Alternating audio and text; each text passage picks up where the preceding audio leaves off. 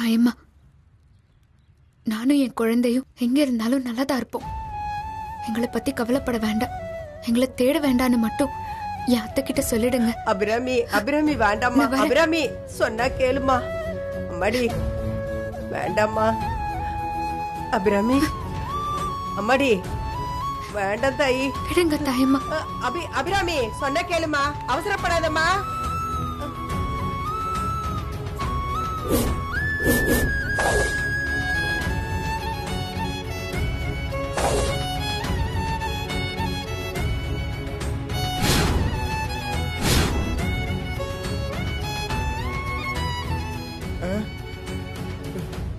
நல்ல வேலைமா, அபி இந்த வீட்டை விட்டு போயிட்டா. இந்த வீட்டு விட்டு போயிட்டா? அண்ணா இந்த ஏரியாக்குள்ள எங்கேயாவது தானே இருப்பா. கண்டுபிடிக்கிறமா, அத்தைக்கு முன்னாடி அவ எங்க இருக்கான்னு நான் கண்டுபிடிக்கிறேன். நான் எவ்வளவோ சொல்லி பார்த்தேங்க. அபிராமி தான் ரொம்ப பிடிவாதமா போயே தீருவேன்னு போயிடுச்சு. என்னால தடுக்கவே முடியல. நீங்க யாரும் கவலைப்படாதீங்க. அபிராமி நல்ல மனசுக்கு அது எங்க இருந்தாலும் நல்லா இருக்கும். அப்போ அபியை நாங்க தேடுறது வேஸ்டா? எங்களால கண்டுபிடிக்க முடியாதா? இல்லங்க, அபி எனக்கு திரும்ப வேணும். அவளை கண்டுபிடிச்சு ஆகணும். கண்டுபிடிப்பேன். எப்படிக்கா? தங்கச்சி தான் நம்ம கண்ணில் படாம மறைஞ்சு வாழணும்னு நினைக்குதே, அதை எப்படி கண்டுபிடிக்க முடியும்?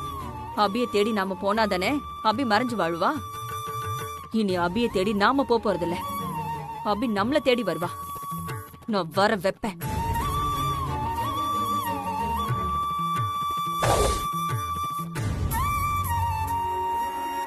இன்னும் 3 நாள்ல அபி நம்ம கூட இருப்பா.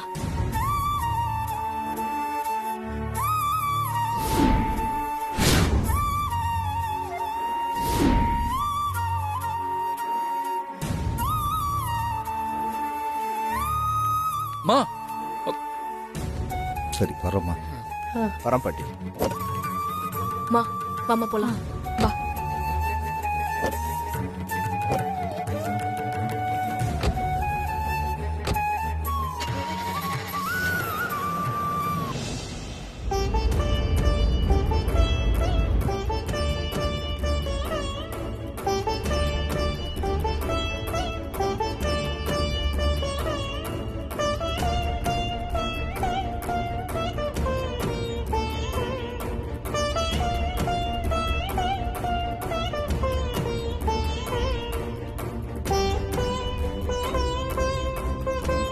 சஞ்சீவ், மா, வீட்டுக்கு போகாத. நான் சொல்ற இடத்துக்கு போ. புரியல, எங்கம்மா? சீதா, வீட்டுக்கு போகாம இங்கே போக சொல்ற?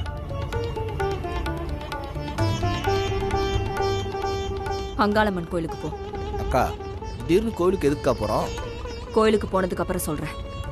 ஏன் சீதா, நாம அபியை தேடி போக வேண்டாம், அபி நம்மளை தேடி வருவான்னு சொல்லிட்டு இப்போ கோயிலுக்கு போகலான்னு சொல்ற? எனக்கு ஒன்றும் புரியல. கோயிலுக்கு போனா உங்களுக்கு எல்லாம் புரியும்.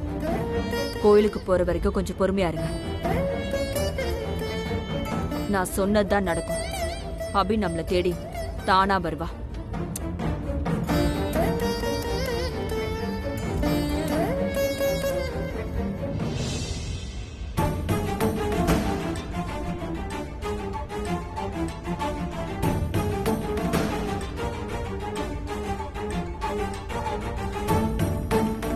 என்னம்மா, சஞ்சய் வீட்டுக்கு போற வழியை விட்டுட்டு அவன் நேரா வேற எங்க போறான்?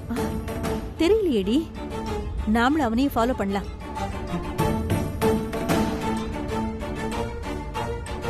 சீதா சொன்ன மாதிரி அபிய திரும்ப வர வைக்க ஏதாவது பிளான் பண்றாளோ?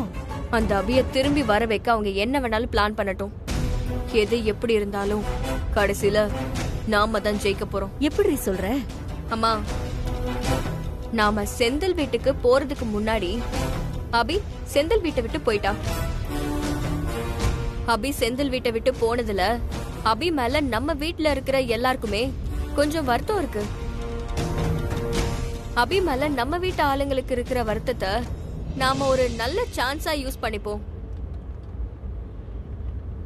நம்மளால எவ்வளவு சீக்கிரம் முடியுமோ அவ்வளோ சீக்கிரம் அத்தைய முத்தழக வச்சே கொல்லுவோம்.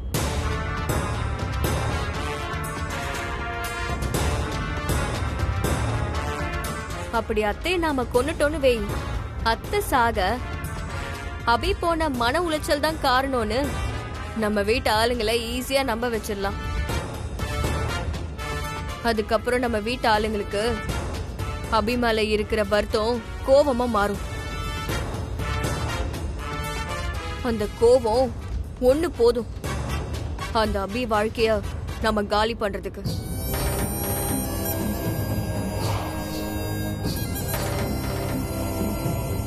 தான் அம்மா சாக அந்த அபியோட பிடிவாதம் தான் காரணம்னு சஞ்சீவ் அபிய ஏத்துக்கவே மாட்டான். அந்த அபியும் செவத்துல அடிச்ச பந்து மாதிரி வந்த வேகத்திலேயே வாழா வெட்டியாவே திரும்ப போயிருவா. அப்புறம் நாம ஜெயிச்சிருவோம். அதுக்கப்புறம் அத்தை சொத்து எல்லாம் நமக்கு தான். எப்படி ஸ்ரீஜா, நீ வேற லெவல் ஸ்ரீஜா. சூப்பரா பிளான் பண்றடி எல்லாம்.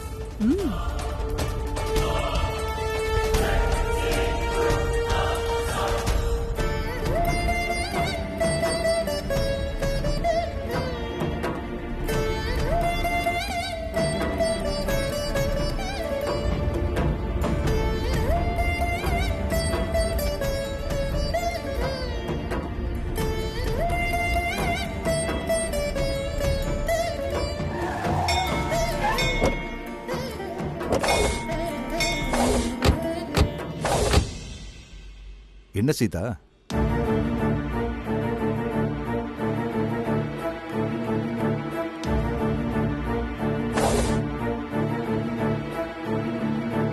சீதா, அப்பா என்னப்பா? மா நில்லுமா. அக்கா சோ மா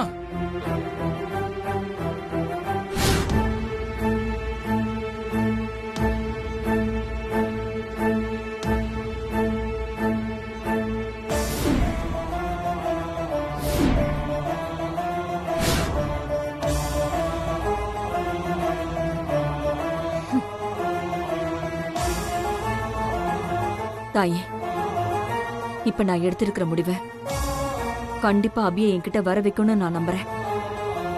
அபி என்கிட்ட வந்து சேர நீதான் எனக்கு துணையா இருக்கணும்.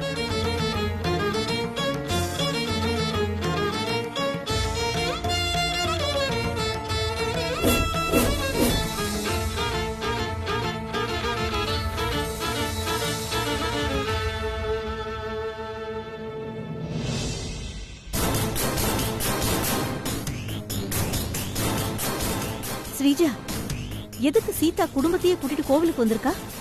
தெரியலையேம்மா, உள்ள போய் பார்க்கலாம் வா.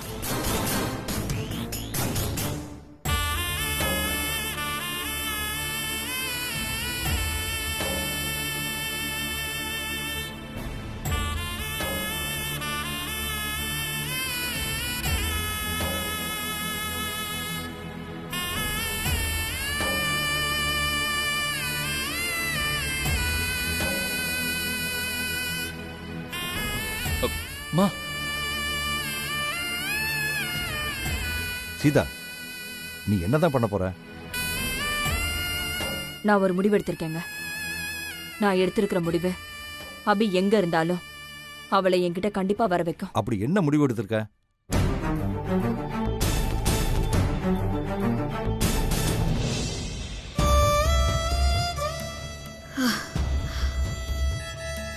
பாப்பா, இந்நேரம் சஞ்சீவ் அத்தைன்னு நம்ம வீட்ல இருக்கிற எல்லாரும் நம்மளை பார்க்க தாயம்மா வீடு வரைக்கும் வந்திருப்பாங்க. நாம அத்தை வரது தெரிஞ்சு தாயம்மா வீட்டை விட்டு கிளம்புனது அத்தைக்கு ரொம்ப வருத்தமா இருந்திருக்கும். என்ன பண்றது பாப்பா? நம்ம வீட்டுக்கு திரும்பி போனா நம்ம வீட்ல ஒரு உயிர் பலி நடக்கும்னு கோவில்ல சித்தர் சொன்னாரே. நம்ம எவ்வளவு கஷ்டப்பட்டாலும் பரவாயில்ல பாப்பா, நம்மளால நம்ம வீட்ல இருக்கிற யாருக்கும் எந்த ஆபத்தும் வந்துடக்கூடாது.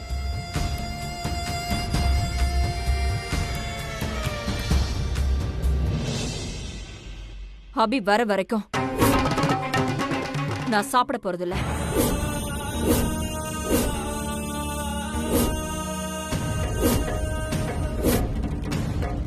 தூங்க போறதில்ல. ஒரு சொட்டு தண்ணி கூட குடிக்க போறதில்ல.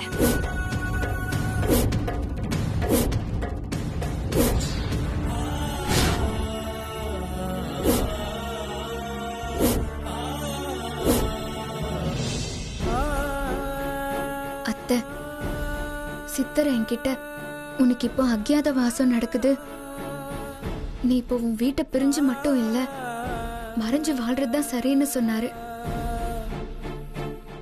எனக்கும் சித்தர் சொல்றதுதான் சரின்னு பட்டுச்சத்த. அதான் நீங்க என்ன பார்க்க தேடி வந்து நான் உங்க கண்ணில் பற்றக்கூடாதுன்னு தாயம்மா வீட்டை விட்டு வந்துட்டேன். நீங்க என்ன தேடி வரும்போதெல்லாம் நான் உங்களை விட்டு விலகி போறதுக்கு என்ன மன்னிச்சிருங்க அத்தை. எனக்கு வேற வழி தெரியல.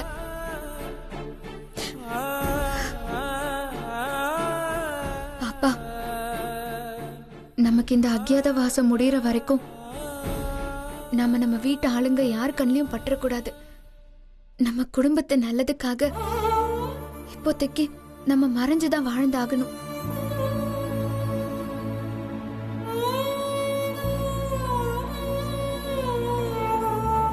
இந்த அம்மன் முன்னாடி இந்த கோயில்லையே வெயில் பனி மழை எது வந்தாலும் அதை பொருட்படுத்தாம ராத்திரி பகலா உண்ணாவிரதம் இருக்க போறேன்.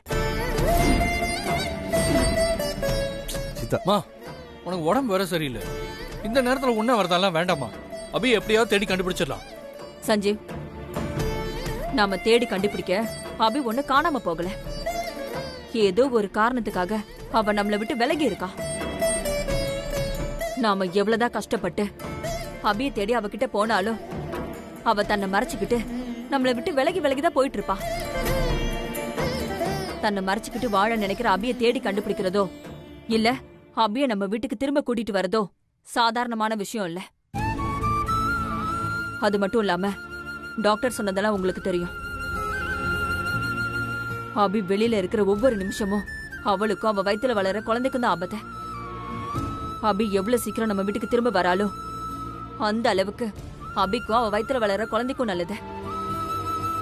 அதுக்காக தான் நான் இந்த முடிவெடுத்தேன். சீதா, நீ இப்படி சாப்பிடாம கோயில்ல விரதம் இருந்தா மட்டும் இங்கேயோ இருக்கிற அபி அவ எப்படி இங்க வருவா? அவளுக்கு எப்படி தெரியும்? கண்டிப்பா வருவாங்க. அபி என் பொண்ணு மாதிரி. தாய்க்கு ஒண்ணுனா அத பிள்ளையால தாங்கிக்க முடியாது.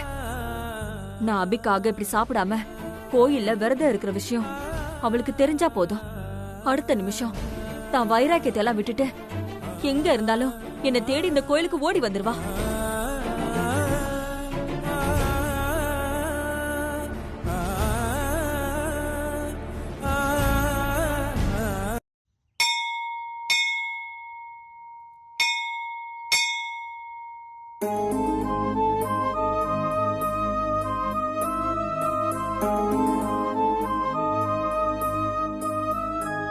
பிள்ளையாரப்பா, நான் எப்போ வைத்தியம் பார்க்க போனாலும் உன்னை வந்து பார்த்துட்டு மூலிகை பொருட்கள்லாம் உன் முன்னாடியே வச்சு கும்பிட்டு உன்னோட ஆசீர்வாதத்தோடு தான் மருந்து தயாரிக்க ஆரம்பிப்பேன். அந்த மாதிரி தான் இன்னைக்கும் வந்திருக்கேன். நான் தயாரிக்கிற இந்த மருந்து நல்லபடியாக வர நீதான் சாமி எனக்கு துணையாக இருக்கணும்.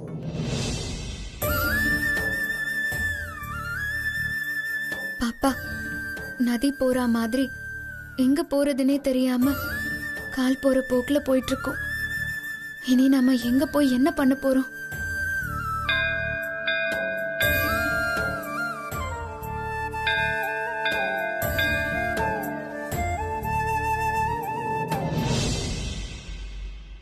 நீ சொல்றதெல்லாம் சரிதான்க்கா. ஆனா தங்கச்சிக்கு நீ எப்படி கோவில்ல உண்ணாவிரதம் இருக்கிற விஷயம் தெரியும்? அத நீங்க தான் தெரிய வைக்கணும். சஞ்சீவ், நான் இந்த கோயில்ல உண்ணாவிரதம் இருக்கிற விஷயத்த நீதான் அபிக்கு தெரியப்படுத்தணும். ஏதாவது பண்ணு, என்ன வேணாலும் பண்ணு. எவ்வளவு சீக்கிரம் முடியுமோ அவ்வளவு சீக்கிரம் நான் விரதம் இருக்கிற தகவல் அபிக்கு போய் சேர்ந்தாகணும். அப்பதான் அபி என்ன தேடி இந்த கோயிலுக்கு வருவா. சீதா, அது எப்படி முடியும் சீதா? முடியும், முடிஞ்சாகணும். அப்பதான் ஆபத்துல இருக்கிற அபியையும் அவ வயித்துல வளர்ற குழந்தையும் நாம காப்பாத்த முடியும். ஏன் ஸ்ரீஜா, நம்ம சீதாவுக்கு சாப்பாட்டுல விஷத்தை கலந்து கொடுத்து சீதாவை கொன்னு அத வச்சு அபியை நாம வீட்டு பக்கமே வரவிடாம தடுத்து விரட்டி அடிக்கலான்னு பார்த்தோம். இந்த சீதா என்னன்னா பச்சை தண்ணி கூட பல்ல படாம உண்ணாவிரதம் இருக்க போறேன்னு சொல்றா. அப்போ வழக்கம் போல இந்த தடவை நம்ம பிளான் சொதப்பிடுச்சா? மா ம்? அத்தைய இந்த விரதத்தை செய்ய நம்ம விடக்கூடாது. இதை எப்படியாவது நம்ம தடுத்தே ஆகணும்.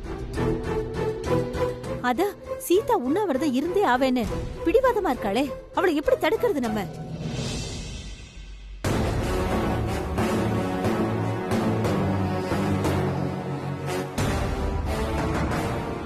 அம்மா, முத்தழகு கூட பேசணும், தனியா கூப்பிடு. ஆ, மா உங்க எண்ணெல்லாம் சரிதாம்மா. ஆனா அபிய திரும்ப கூட்டிட்டு வர நீங்க உயிரை பணைய வைக்கிறதுல எனக்கு விருப்பம் இல்லம்மா. நான் சொல்றத கொஞ்சம் கேளுங்கம்மா. நீங்க உண்ணாவிரதம்லாம் இருக்க வேண்டாம்மா. நான் எப்படியாவது அபிய தேடி கண்டுபிடிக்கிறேம்மா. சீதா, அவன் தான் சொல்றான்ல, அவன் சொல்றது தான் சரி. நீ உண்ணாவிரதமா இருக்காத. ஆமாக்கா, சொன்னா கேளுக்கா. பாப்பா, நாம கொஞ்ச நேரம் இந்த கோயில்ல உட்காந்துட்டு போலாமா? மனசுக்கு கொஞ்சம் நிம்மதியா இருக்கும். ஆ? கடவுளே கடவுளே.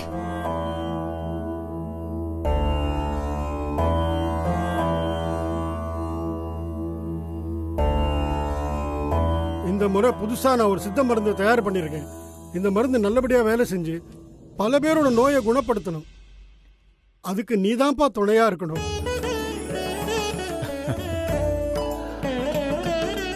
அதெல்லாம் பிள்ளையாரப்ப எப்பவும் துணை இருப்பாரு.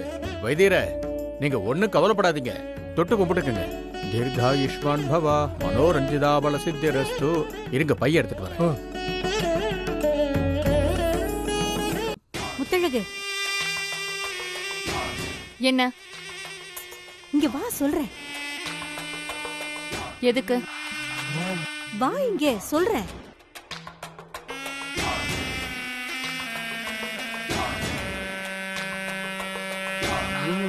எதுக்கு கூப்பிட்டீங்க? முத்தழகு, நான் உன்கிட்ட ஒரு முக்கியமான விஷயத்தை பத்தி பேசணும். அத்தை சொல்ற மாதிரி மட்டும் இந்த கோவில்ல அத்தை உண்ணாவிரதம் இருக்க ஆரம்பிச்சுட்டாங்கன்னு வை. கால்ல அடிபட்டா கண்ணுல தண்ணி வர மாதிரி அபி இங்க எங்க இருந்தாலும் அத்தைய தேடி வந்துருவா. அதுக்கப்புறம் சஞ்சீவ் கூட வாழணும்னு நீ நினைச்சது எதுவுமே நடக்காது. உன் வாழ்க்கை அதுக்கப்புறம் உனக்கு இல்ல. அதோட முடிவு உன் கையில தான் இருக்கு. இப்ப முத்தழக என்ன ஸ்ரீஜா பண்ண சொல்ற நீ? சீதா அத்தை மேல பாசமா இருக்கிற மாதிரி நடிக்க சொல்ற. ஆமா முத்தழகு, நீ சீதா அத்தை கிட்ட பாசமா பேசி அத்தைய எப்படியாவது உண்ணாவிரதம் இருக்க விடாம செஞ்சுட்டேனா போதும். அபி கண்டிப்பா திரும்ப வரவே மாட்டா. யாராலையும் அபியை தேடி கண்டுபிடிக்கவே முடியாது. முத்தழகு, இந்த நேரத்துல மட்டும் நீ சுதாரிச்சு பிரில்லியண்டா நடந்துக்கலன்னு வையேன், அதுக்கப்புறம் நீ காலம் முழுக்க வாழ வெட்டியா இருந்து கஷ்டப்பட்டுட்டே இருக்க வேண்டியதுதான். அபி என் வாழ்க்கையில குறுக்கிடாம இருக்க, அதுக்காக நான் என்ன வேணாலும் பண்ணுவேன். அத்தைய உண்ணாவிரதம் இருக்க முடியாம தடுக்கிறேன். சூப்பர், இதத்தான் நான் உன்கிட்ட எதிர்பார்த்தேன். போ, போய் அத்தைய உண்ணாவிரதம் இருக்க விடாம தடுத்துரு.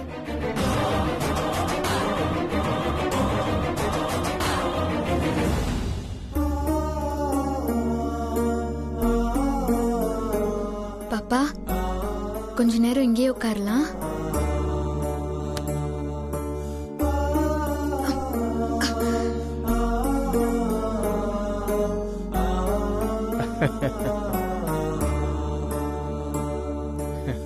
கடவுள் பாதத்துல வச்சு பூஜை பண்ணிட்டேன். நீங்க நினைச்சது நல்லபடியா நடக்கும். ரொம்ப நன்றி சாமி.